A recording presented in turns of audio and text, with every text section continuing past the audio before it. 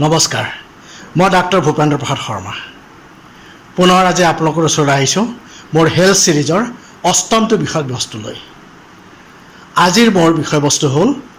ডিঙিৰ বিষ যেটো সাধাৰণতে আমি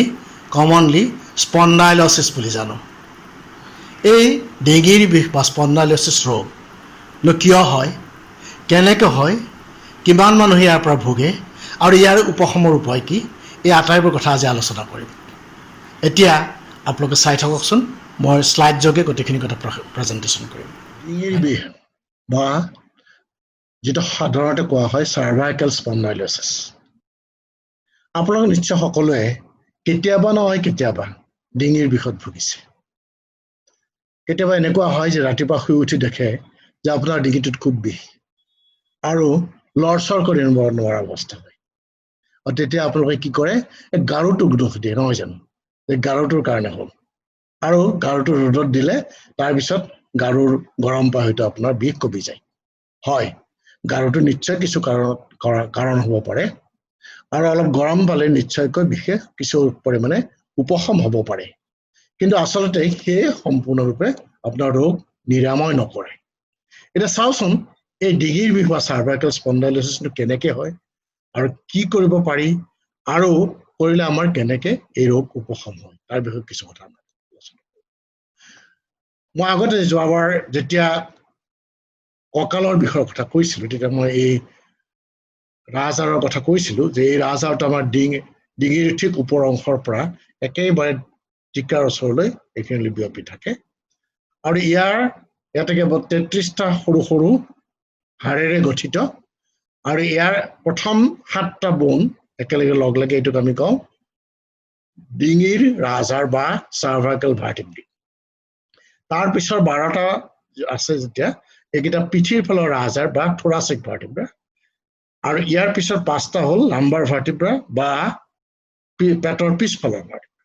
আৰু শেষত চেক্টামত 5টা আৰু একেবাৰে তলৰ টেইল বন তাতে 4টা সৰু সৰু বন থাকে এতিয়া ইতিমধ্যে মই কৈছোঁ যে এই ৰাজহাড়ডাল যথেষ্ট পৰিমাণে আমাৰ ফ্লেক্সিবল নবনায়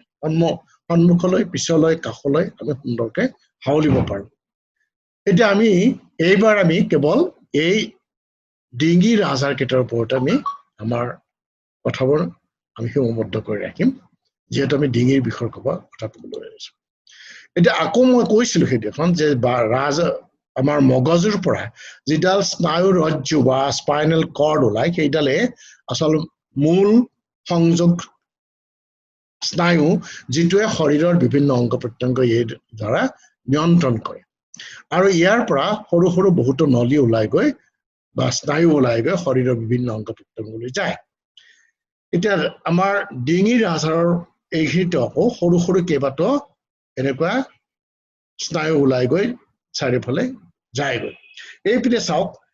এই ডিঙিৰ ৰাজহাড়ৰ মাজেদিও এইডাল স্পাইনেল কৰ্ড বা স্নায়ু ৰজ্জু মাজেদি তললৈ নামি গৈছে আৰু ঠিক কাষেদি সৰু নাৰ্ভবিলাক ওলাই এই স্পাইনেল কেনেডে ওলাই বাহিৰলৈ গৈছে এতিয়া ডিঙিৰ ৰাজহাড় কেইটা যিহেতু 7টা ৰাজহাড় আছে ইয়াৰ বিষয়ে অলপ বিশদভাৱে কিছু কথা আলোচনা কৰিব খুজিছোঁ ইয়াত 1 নম্বৰ ভাৰ্টিব্ৰাৰ পৰা আৰম্ভ কৰি এই 7 নম্বৰত এই 7টা আছে আৰু প্ৰত্যেকটাৰে মাজত একোটা কুশ্যন থাকে যিটোক আমি ডিস্ক বুলি কওঁ এই ডিস্কটো কেতিয়াবা বয়সৰ লগে লগে লাহে লাহে ডিজেনাৰেশ্যন হৈ লাহে লাহে কেতিয়াবা ওলাইও যায় কেতিয়াবা স্লিপ ডিস্ক হ'ব পাৰে ইয়াতো আৰু কেতিয়াবা ই অস্টিঅ' আৰ্থ্ৰাইটিছও কৰিব পাৰে আৰু এটা কথা মন কৰক এই নাৰ্ভবিলাক হালধীয়াবিলাক আমাৰ নাৰ্ভ ওলোৱা মই ইতিমধ্যে ক'লোৱে আৰু যে এই ৰঙা আৰু নীলা নলীবিলাক দেখিছে এইবিলাক আচলতে তেজবাহী এই তেজবাহী নলীবিলাকো আমাৰ এই সাৰ্ভাইকেল ভাৰ্টিব্ৰা বা ডিঙিৰ ৰাজহাড়ৰ বিকাশে ওপৰলৈ যায় আৰু এই নলীবিলাকৰে আচলতে হৃদপিণ্ডৰ পৰা তেজ আমাৰ মগজুলৈ কঢ়িয়ায় কেতিয়াবা এনেকুৱা হয় যে যদি আমাৰ ৰাজহাড়ৰ কিছু অস্টিঅ'আৰ্থ্ৰাইটিছ হয় তেতিয়াহ'লে এই যিবিলাক তেজবাহী নলী আছে সেইবিলাকৰ ওপৰত হেঁচা পৰিব পাৰে আৰু ফলত কেতিয়াবা আমাৰ মগজুলৈ যোৱা তেজত কিছু পৰিমাণে বাধাৰ সৃষ্টি হ'ব পাৰে ফলত আমি কেতিয়াবা হঠাতে মূৰ ঘূৰাই বা একেবাৰে বেহুচ হৈ পৰি যাব পাৰোঁ আৰু সেইটোকে আমি কওঁ ট্ৰেনজিয়েণ্ট ইস্কেমিক এটাক গতিকে এই দুটা কথা হ'ব পাৰে ট্ৰানজিয়েন্ট ইস্কেমিক আমাৰ এটা হ'ব পাৰে যদি কেতিয়াবা এই সাৰ্ভাইকেল স্পন্ডাইলোচিছ মানুহৰ থাকে দ্বিতীয়তে চাওক এই নাৰ্ভবিলাক যিবিলাক স্নায়ুৰজ্যৰ পৰা যিবিলাক আমাৰ স্নায়ু ওলাইছে ডিঙিটো ইয়াত এটা বিশেষ নাৰ্ভ আছে এইটো কমে স্ফ্ৰেনিক নাৰ্ভ এইটো আচলতে এই নাৰ্ভডালে আচলতে ইয়াৰ পৰা নামি গৈ ইয়াৰ বুকু আৰু পেটৰ মাজত থকা এখন মাস্কুলাৰ ৱাল যিটো আমি ডায়াফ্ৰাম বুলি কওঁ সেই ডায়াফ্ৰামটো আচল নাৰ্ভ সাপ্লাই কৰে আৰু কেতিয়া এই ডায়াফ্ৰামটো আচলতে আমাৰ উশাহ নিশাহ লোৱাৰ মূল মাসল আৰু কেতিয়াবা যদি এই কিবা কাৰণত এই নাৰ্ভডালৰ হেঁচা পৰে তেতিয়াহ'লে ডায়াফ্ৰামটো লৰচৰ কমি যাব পাৰে ফলত আমাৰ উশাহ নিশাহ লোৱাটো কষ্ট হ'ব পাৰে এই কথাটো মনত ৰাখিবলগীয়া কথা এটা যদি আমি এখন ডিঙিৰ এক্সৰে লওঁ তেতিয়াহ'লে এনেকুৱা ধৰণে সাৰ্ভাইকেল স্পাইনৰ এক্সৰে দেখা যাব য'ত 7টা ভাৰ্টিব্ৰেল বডি থাকিব এইবিলাক স্পাইন আৰু এইবিলাক সব মাজৰবিলাক সুন্দৰ খালি ঠাই ইয়াত কোনো হাড় নতুনকে ওলোৱা নাই এইবোৰ নৰ্মেল এক্সৰে আৰু এইটো যে ফটোখন চাবলৈ যায় ঠিক তেনে এনেকুৱা দেখিব সন্মুখত ভাৰ্টিব্ৰেল বডি এইবিলাক কেনেল যিফালেদি নাৰ্ভ ওলাই আহে আৰু এইবিলাক হ'ল স্পাইন এতিয়া ইয়াৰ পিছত কথাটো ক'ব বিচাৰিছো যে এই যে আমাৰ স্পাইনটো আছে এই স্পাইনটো বা আমাৰ যিটো ৰাজহাড় এই ৰাজহাড় আচলতে যথেষ্ট নমনীয় হৈ থাকিব লাগে নমনীয় মানে ফ্লেক্সিবল হৈ থাকিব লাগে আৰু সেই ফ্লেক্সিবিলিটিটো থাকিলে আমাৰ ৰাজহাড়ৰ কোনো সমস্যা নহয় এইবিলাক নানা ধৰণৰ ব্যায়াম কৰিলে আপোনাৰ ৰাজহাড়টো ফ্লেক্সিবল হৈ থাকে আমাৰ ডিঙিৰ ৰাজহাড়তে চাওক কিমানখিনি আগলৈ হাউলিব পাৰে কিমানখিনি আগলৈ হাউলি যাব পাৰে কিমানখিনি পিছলৈ হাউলি চাব পাৰে ইয়াত আৰু কিমানখিনি কাষলৈ হাউলি চাব পাৰে চাওক আৰু ইফালে কেতিয়াবা কাষলৈ হাউলি যাব পাৰে এইটো চাওক আৰু কেতিয়াবা একেবাৰে ঘূৰি পেলাই পিছলৈ চাব পাৰে গতিকে এনেকুৱা ধৰণৰ যেতিয়া নমনীয়তা থাকিব বা ফ্লেক্সিবিলিটি থাকিব তেতিয়াহ'লে আমাৰ সাধাৰণতে বিশেষ সমস্যা নহয় ৰাজহাড়ৰ কিন্তু যদি বয়সৰ লগে লগে নমনীয়তা কমি যায় যদি আমি তাক আমি কিছুমান ব্যায়াম কৰি নাথাকো আৰু তেতিয়াই আমাৰ সমস্যাবোৰ সৃষ্টি হয় এতিয়া এই সাৰ্ভাইকেল স্পন্ডাইলোচিছ আচলতে কি কাৰণ হয় তাকে মই ক'ব বিচাৰিছো সাৰ্ভাইকেল স্পন্ডাইলোচিছ আচলতে এটা অৱক্ষয়ী বেমাৰ তাৰমানে ডিজেনাৰেটিভ ডিজিজ আৰু এই বয়সৰ লগে লগে বাঢ়ি যায় যেহেতু মই ইতিমধ্যে কৈছো যে ডিস্কবিলাকত কেতিয়াবা পানীৰ পৰিমাণ কমি যায় বয়সৰ লগে লগে ফলত ডিস্কবিলাক ফাটি যাব পাৰে কেতিয়াবা ওলাই যাবলৈ স্লিপ ডিস্ক হ'ব পাৰে আৰু নহ'লে হাড়বোৰত ই কিছু পৰিৱৰ্তন আনি তাত জগা কিছুমান নতুন হাড় সৃষ্টি কৰি অস্টিঅ'আৰ্থ্ৰাইটিছ কৰিব পাৰে আৰু এইবোৰ হ'লে আমাৰ সমস্যাৰ সৃষ্টি কিন্তু এটা কথা মই ইয়াতে কৈ থওঁ যে কেতিয়াবা ডেকা মানুহৰ তাৰমানে কম বয়সীয় মানুহৰ এই ডিঙিৰ বিষ হ'ব পাৰে আৰু হয়তো তেওঁৰ কোনো ৰাজহাড়ৰ কোনো ধৰণৰ পৰিৱৰ্তন তেতিয়া নহ'ব পাৰে তাৰমানে ৰাজহাড় সম্পূৰ্ণৰূপে একেবাৰে স্বাভাৱিক অৱস্থাত থাকিব পাৰে আৰু সেই ক্ষেত্ৰত কি হয় যে আচলতে এই কাৰণ ডিঙিৰ বিষ হোৱাৰ সেই সময়ত কাৰণ হ'ল আমি নিজে ভালদৰে বহা খোৱা বা কাম কৰাৰ কিছুমান ভাল অভ্যাস নকৰাৰ কাৰণে এই মানুহজনে কম্পিউটাৰ চাই আছে কিন্তু কেনেকৈ চাইছে সন্মুখলৈ হাউলি চাই আছে বহুত সময় কৰি থাকিলে নিশ্চয়কৈ ডিঙি বিষাব যদি আপুনি সৰুতে যে ডাঙৰ গাৰু লৈ পেলাই শুই থাকে তেতিয়াহ'লে নিশ্চয়কৈ আপোনাৰ ডিঙিত বিষাব আৰু তেতিয়া আপোনাৰ ডিঙিৰ বিষ হ'লে লাহে লাহে মাচল স্পাজম হৈ যায় মাচলবোৰ টাইম হৈ যায় আৰু তেতিয়া এনেকুৱা দেখাব আৰু সেইটোৱে আচলতে বহুত মানুহৰ হয় ৰাতিপুৱা উঠাৰ পিছত আৰু সেই সময়ত কিন্তু আচলতে যদি এখন এক্সৰে কৰি চাই আপুনি দেখিব যে হাড়ত কোনো ধৰণৰ পৰিৱৰ্তন হোৱা নাই তথাপিতো আপোনাৰ আৰু এনেকুৱা ধৰণৰ ডিঙিৰ বিষে আচলতে বেছিকে হয় আৰু মই যিবিলাক আগতে কৈছো যে অৱক্ষয়ী যিবিলাক বেমাৰ বা ডিজেনাৰেটিভ ডিজিজ সেইটো খুব কম মানুহৰে হয় এতিয়া আনবোৰ কাৰণ যিবিলাক হৈছে তাত ইতিমধ্যে মই কোৱা মতে ডিহাইড্ৰেট স্পাইনেল ডিস্ক তাৰমানে আমাৰ ডিস্কটো যদি তাত পানীৰ অভাৱৰ কাৰণে যদি বেয়া হৈ যায় তেতিয়াহ'লে আমাৰ ডিস্ক প্ৰলাপছ হ'ব ডিস্কটো ফাটি যাব পাৰে তেতিয়াও আপোনাৰ ডিঙিৰ বিষ হ'ব পাৰে ইফালে যদি কেতিয়াবা ডিঙিত দুখ পায় কিবা কাৰণত হাড় যদি ভাঙি যায় বা হাড় যদি ওলাই গুচি যায় তেতিয়া আপোনাৰ বিষ হ'ব পাৰে আৰু লিগামেণ্টবিলাক যদি টান হৈ যায় আপোনাৰ কোনো ধৰণৰ এক্সাৰচাইজ নকৰে তেতিয়াও এনেকুৱা হ'ব পাৰে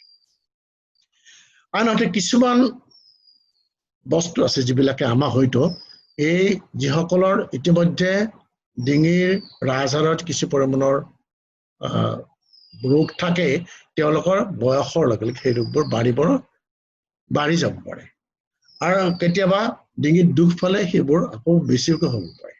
আৰু যদি আমি তেনেকুৱা মানুহে আচলতে কাম কৰাৰ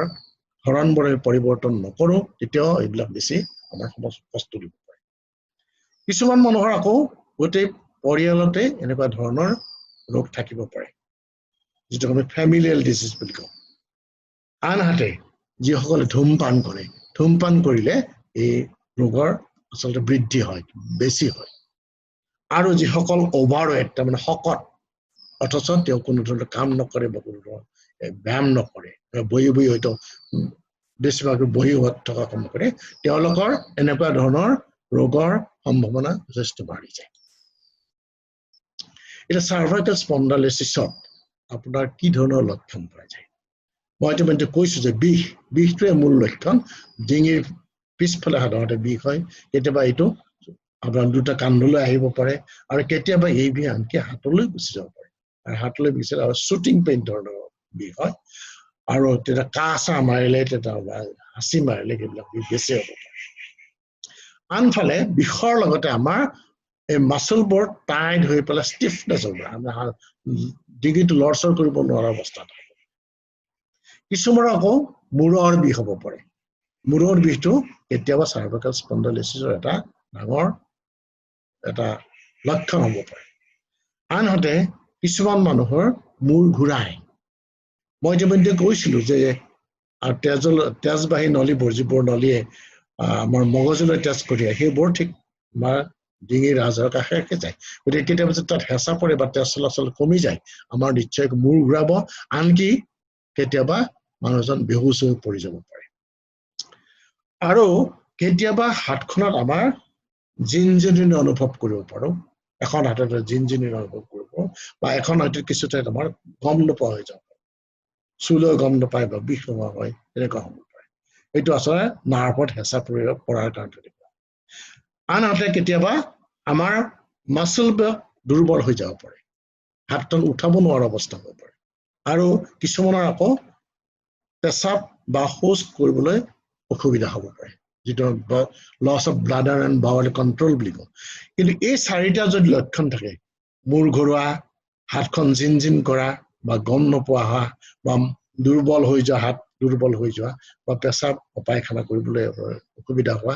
এইবোৰ কিন্তু আচলতে বৰ ভাল লক্ষণ নহয় আৰু এইবোৰ যদি হয় অতি সোনকালে ডাক্তৰৰ ওচৰত আপুনি যাবই লাগিব এটা কথা হ'ল যদি আপোনাৰ ডিঙিৰ বিষ হৈ থাকে আপুনি ডাক্তৰৰ ওচৰলৈ নিশ্চয় যাব আৰু গ'লে ডাক্তৰ আপোনাক কিছুমান প্ৰশ্ন সুধিব কেনেকে আপুনি ক'ৰবাত দুখ পাইছিল নেকি আপুনি শুই কেনেকে আপুনি কেনেধৰণৰ কাম কৰে এই সকলোবোৰ আপুনি ক'ব লাগিব আৰু তাৰ পৰা কিছুমান ডাক্তৰে কিছুমান কথা ভাবি উলিয়াব পাৰিব দ্বিতীয়তে তাত যদি নোৱাৰে তেতিয়াহ'লে আপুনি পৰীক্ষা কৰিব আকৌ ক'ৰবাত হাৰ্ট দুৰ্বল হৈ আছে এইবিলাক কথাও চাব আৰু শেষত এখন এক্সৰে কৰিব আৰু এক্সৰে কৰিলে কেতিয়াবা এনেকুৱা ধৰণৰ এক্সৰে হ'ব পাৰে য'ত আপোনাৰ দেখিব যে ডিঙিৰ ৰাজহাড়বিলাক আচলতে তেৰা বেকা হৈ গৈছে কিছুমান দীঘল কিছুমান নতুন বন সৃষ্টি হৈছে এইবোৰ আমি অস্টিঅআৰ্থ্ৰাইটিছ বুলি কওঁ সাধাৰণতে এইটো আটাইতকৈ বেছি কমন ফাইণ্ডিং হয় আৰু কেতিয়াবা যদি সেইবোৰতো নহয় তেতিয়াহ'লে আমি এখন MRI বা CT স্কেন কৰোঁ MRIত আচলতে কেতিয়াবা আপুনি দেখিব যে এটা ঠাইত হয়তো হেঁচা পৰিছে আপোনাৰ নাৰ্ভৰ ওপৰত আৰু সেইটো সুন্দৰকৈ দেখা যায় আৰু তেতিয়াহ'লে অস্ত্ৰোপচাৰ কৰি এইবোৰ ঠিক কৰিব পৰা যায় গতিকে MRI বা CT স্কেন আমাৰ কৰিবলগীয়া হ'ব পাৰে কিন্তু সাধাৰণতে এইবোৰ বেছি মানুহৰ নাথাকে কম মানুহৰে এইবোৰ কৰিবলগীয়া হয় এতিয়া আমি আহো যে এই ৰোগৰ আমি চিকিৎসা কেনেকৈ মূল কথা হ'ল যেতিয়া আপোনাৰ বেছি বিষ হয় তেতিয়া আপুনি জিৰণি ল'বই লাগিব যদি শুই থাকিলে ভাল পায় তেতিয়াহ'লে শুৱক গাৰুটো নল'ব গাৰু দুটা আপোনাৰ মূৰৰ দুইফালে দিব আৰু সুন্দৰকৈ জিৰাই লওক আৰু যদি পাৰে আপুনি অলপমান গৰম সেক দিয়ক আৰু গৰম হয় আটাইতকৈ ভাল ড্ৰাই হিট আপুনি নিমখ ভাজি কাপোৰত লৈ যদি সেইটো সেক দিব পাৰে সেইটো যথেষ্ট আপোনাৰ বিষৰ উপশম কৰে দ্বিতীয়তে যদি আপুনি বহি থাকিবলগীয়া হয় বা আপুনি ক'ৰবাত যাবলগীয়া হয় ধৰক আপুনি কাম কৰিবলৈ যাব লাগিব ইফালে বিষ হৈছে তেতিয়াহ'লে আপুনি এনেকুৱা সাৰ্ভাইকেল কলাৰ এটা ল'ব পাৰে বজাৰত কিনিবলৈ পোৱা যায় এনেকুৱা এটা কলাৰ লগাই ল'ব পাৰে য'ত আপোনাৰ ডিঙিটো বেছি লৰচৰ নহ'ব আৰু কিছুদিনৰ কাৰণে ই ছাপৰ্ট দিব যেতিয়ালৈ আপোনাৰ মাচুলবিলাকত বেছি বিষ হৈ থাকে মাচুলবিলাক ষ্টিফ হৈ থাকে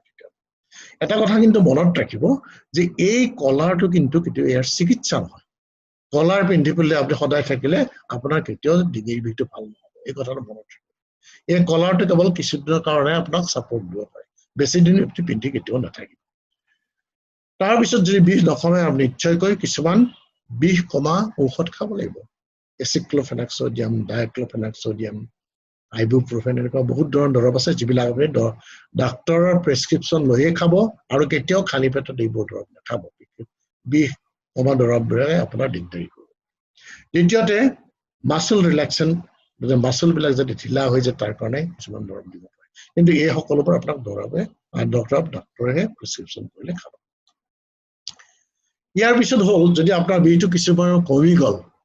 কিন্তু বিষটো চলিয়ে আছে অলপ চলপ তেতিয়াহ'লে আপুনি সদায় গাৰুটো নলাকৈ বা গাৰু যদি লয় এটা পাতল গৰু ঠিক পিঠিৰ ফালে দিব যাতে ডিঙিটো ভাজ হৈ নাথাকে এইটো কথা মনত ৰাখিব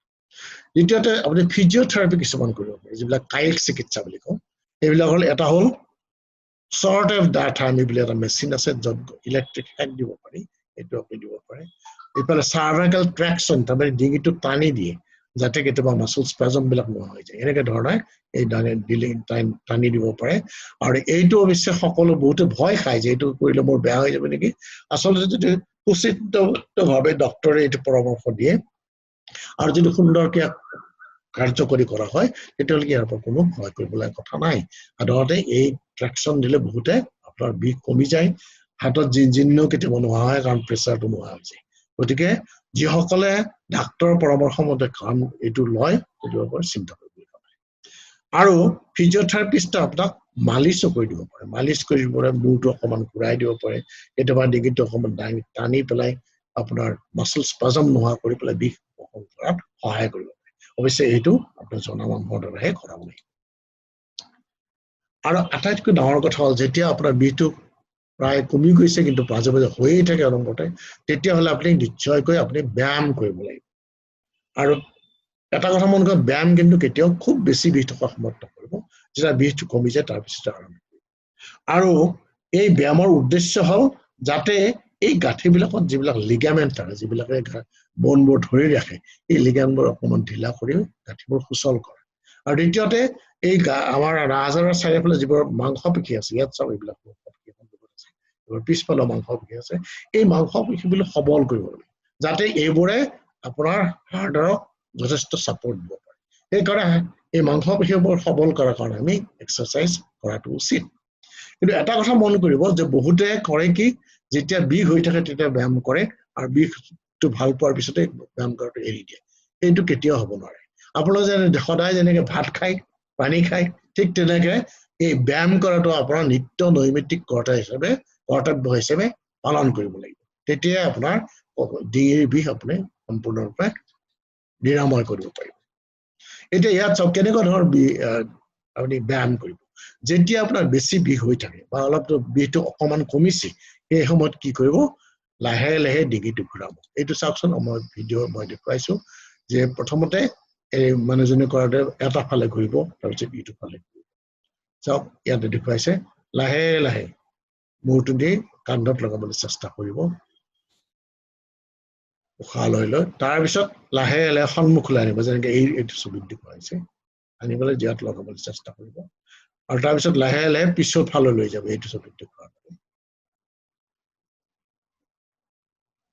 লাহে লাহে কৰিব এইবিলাক তাৰপিছত লাহে লাহে মূৰটো ঘূৰাই এটা ফালে ওপৰলৈ চাব বাওঁফালে ওপৰলৈ চাব দেখক মাছলবিলাকক কিমান টান খাইছে ষ্ট্ৰেচিং হয় তাৰপিছত সোঁফালে ওপৰলৈ চাব এইফালৰ মাছলবিলাক টান হৈছে ষ্ট্ৰেচ কৰিছে এতিয়া লাহে লাহে বাওঁ পিছফাললৈ চাবলৈ চেষ্টা কৰক ডিঙিটো ঘূৰাই তাৰপিছত সোঁফালেদি পিছফাললৈ চাবলৈ চেষ্টা কৰক এইকেইটা হ'ল যেতিয়া আপোনাৰ বিষটো কিছু কমিছে কিন্তু সম্পূৰ্ণ কমি যোৱা নাই সেই সময়ত ইয়াৰ পিছত হ'ল যেতিয়া আপুনি অলপ হেৰি পাইছে ভাল পাইছে তেতিয়া আপুনি এইটো এগেইনষ্ট ৰেজিষ্টেঞ্চ কৰিব মানে হাত দুখন দি ঠেলিব জোৰ দিব এইটোত চাওক যেতিয়া পিছফালে গৈছে হাতখনেৰে হেঁচি দিব যাতে পিছফালে যাব নোৱাৰে আৰু তেতিয়া মাছলত বেছি জোৰ কৰিব তেতিয়া আগলৈ হাউলিছে তেতিয়া আগলৈ ঠেলি দিব হাত দুখন আগৰ পৰা ঠেলি ৰাখিব তাৰপিছত কাষলৈ ঠেলিছে হাতখনেৰে ঠেলিবলৈ আহিবলৈ নিদিব এইফালে ঠেলিছে এইখন হাতেৰে ঠেলি পেলাই মূৰটো সেইফালে যাবলৈ নিদিব তাৰমানে এইটো কৰিলে হ'ব কি এগেইনষ্ট ৰেজিষ্টেন্স আপুনি কৰা হ'ল আৰু তেতিয়া মাচুলবিলাক বেছি সবল আৰু ইয়াৰ পিছত আন এটা ব্যায়াম আছে যিটোত আপুনি মূৰটো লাহে লাহে ঘূৰাব লাগে চাওক ডিঙিটো লাহে লাহে ঘূৰাইছে তলৰ পৰা আৰম্ভ কৰি কাষলৈ চাই তললৈ চাই লাহে লাহে ঘূৰাব যাতে ডিঙিৰ ৰাজহাড়ৰ প্ৰতিটো গাঁঠিয়ে লাহে লাহে তাৰপিছত এই ৬-৭ বাৰ এনেকে কৰিব তাৰপিছত আৰু ৬-৭ বাৰ বিপৰীত ফালে কৰিব চাওক কেনেকে যিমান পাৰি পিছলৈ চাব যিমান পাৰি কাষলৈ চাব যিমান পাৰি এইটো কৰিলে আপোনাৰ ডিঙিৰ ৰাজহাড়ৰ প্ৰতিটো গাঁঠি ঘূৰে মাচুলবিলাকক যথেষ্ট পৰিমাণে স্পাজম নোহোৱা হৈ যায় গতিকে এইকেইটা ব্যায়াম অতি দৰকাৰী ব্যায়াম আৰু সদায় কৰিব আমাৰ যোগাসন কৰিলেও আচলতে এইবিলাক ব্যায়ামেই কৰা হয় আপুনি চাওকচোন এতিয়া মানুহবিলাকে যোগাসন কৰি আছে মহিলাসকলে যোগাসন কৰিছে আৰু যোগাসনত তেওঁলোকে এনেকুৱা ধৰণৰ ব্যায়ামবিলাকে কৰিছে এটা কথা হ'ল কি এই ডিঙিৰ যিবিলাক আমাৰ বিষ এইটো আমি কিবা নোহোৱাকৈ ৰাখিব পাৰোঁ মই প্ৰথমতে কৈছো যে যিবিলাক বস্তুৱে আপোনাৰ এই বিষটো বেছি কৰে সেইবোৰ আমি কৰিব লাগে প্ৰথম কথা হ'ল আগলৈ হাওলি পেলাই বেছি সময় কাম কৰি থাকিব নালাগে তাৰ সলনি অলপ পোন হৈ কাম কৰিব ডিঙিটো পোন কৰি আগলৈ হাওলি পেলাই আপোনাৰ চক কৰিলে আপোনাৰ চকিত যদি পিঠিখন লাগি নাথাকে তেতিয়াহ'লে সদায় কঁকালৰ পৰা আৰম্ভ কৰি ডিঙিলৈ বিষাব আৰু যদি পিঠিত তেনেকৈ লগাই ৰাখে তেতিয়াহ'লে আপোনাৰ সেই বিষটো নহয় দ্বিতীয়তে লিখা সময়তো একেই আগলৈ হাওলি হ'লে বহুত সময় লিখি থাকিলে আপোনাৰ কঁকালত বিষাব কান্ধত বিষাব আৰু এনেকে বহি থাকিলে পোন হৈ বহিলে নিশ্চয় সেইটো নহয় আনহাতে শোৱাৰ সময়ত যদি এনেকুৱা ডাঙৰ গাৰু লৈ পেলাই শুৱে তেতিয়া চাওকচোন মূৰটো কেনেকে ভাজ লাগি গৈছে ডিঙিটো এই ডিঙিৰ ভাজে আপোনাৰ ডিঙিৰ বিষটো নিশ্চয়কৈ কৰিব তাৰ সলনি আপুনি পাতল গাৰু এটালৈ যদি এনেকে শুৱে আৰু সাধাৰণতে গাৰুটো যদি আপোনাৰ পিঠিলৈ আহে তেতিয়াহ'লে আপোনাৰ ডিঙিৰ বিষ আনহাতে চাওক কাটি হৈ শুলেও আপুনি গাৰুটো এনেকেহে ল'ব আৰু এনেকে উল্টা হৈ এনেকে ভিতৰত শুব নালাগে গতিকে এইখিনি যদি কৰে নিশ্চয়কৈ আপোনাৰ ডিঙিৰ বিষৰ পৰা আপুনি নিৰাময়টো পাবই আৰু নতুনকৈ ডিঙিৰ বিষ নহ'ব কিন্তু এটা কথা ঠিক যে আপুনি কিন্তু ব্যায়াম সদায় কৰি থাকিব কাৰণ ডিঙিৰ বিষ এবাৰ হ'লে মাজে মাজে ই উক দিবই কিন্তু যদি আপুনি ব্যায়াম কৰি থাকে তেতিয়াহ'লে এই বিশেষ আপোনাৰ কেতিয়াও বিশেষ অনিষ্ট সাধন কৰিব নোৱাৰে বা বিশেষকৈ জুৰুলা কৰিব নোৱাৰে সেইকাৰণে মই আশা কৰোঁ যে আপোনালোকে ব্যায়াম কৰক আপোনালোকে লগে লগে সাৱধানতা লওক আৰু ল'লে আপোনালোকৰ এই ডিঙিৰ বিষৰ পৰা নিশ্চয়কৈ ধন্যবাদ